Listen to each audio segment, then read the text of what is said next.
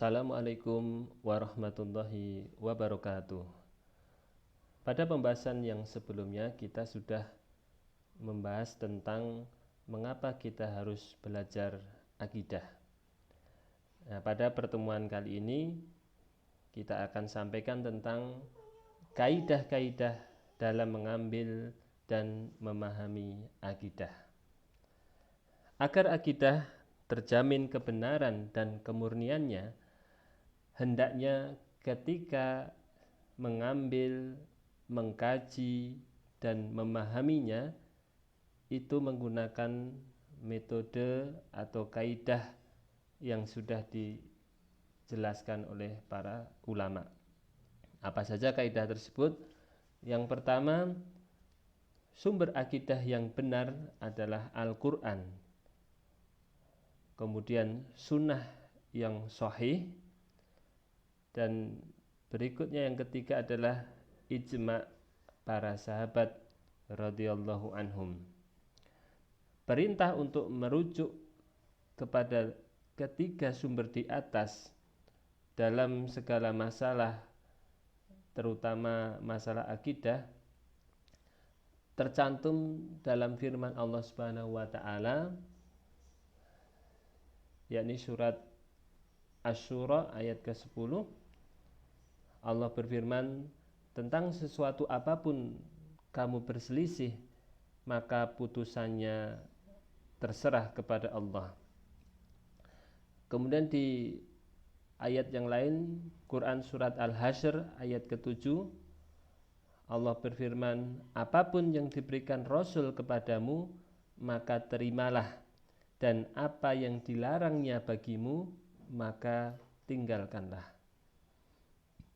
Dan satu lagi, surat An-Nisa ayat 115, Allah berfirman, dan barang siapa yang menentang Rasul sesudah jelas kebenaran baginya dan justru mengikuti jalan yang bukan jalan orang-orang mukmin, maka kami akan membiarkannya leluasa terhadap kesesatan yang telah dikuasainya itu, dan kami akan memasukkannya ke dalam jahanam, dan jahanam itu tempat kembali yang terburuk.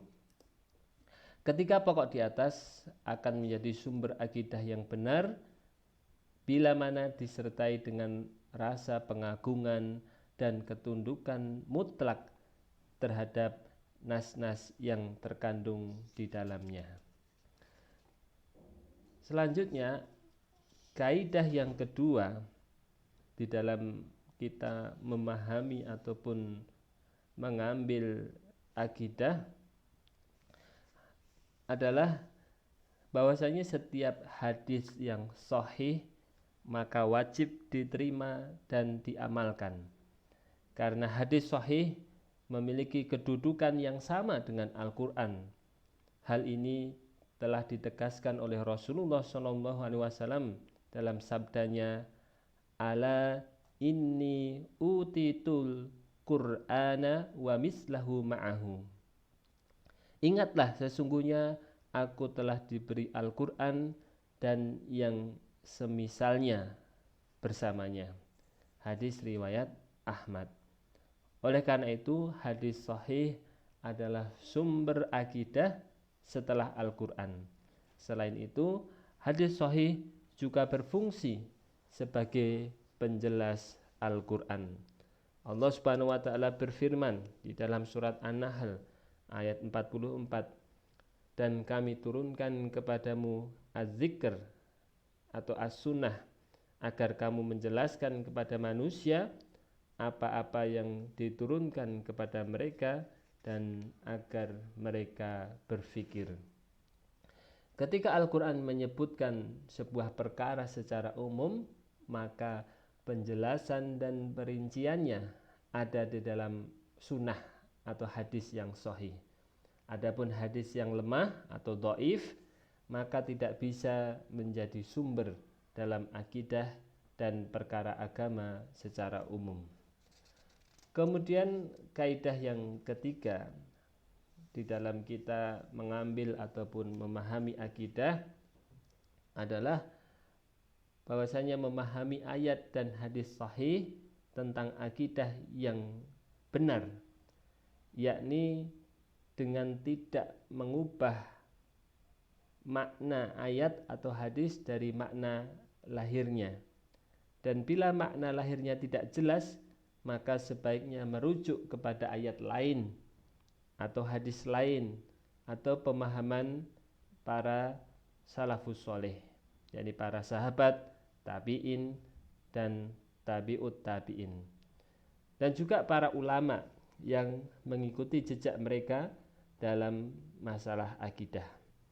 Karena mereka adalah pewaris Nabi, maka sudah barang tentu mereka itu lebih paham tentang agama ini daripada yang lainnya.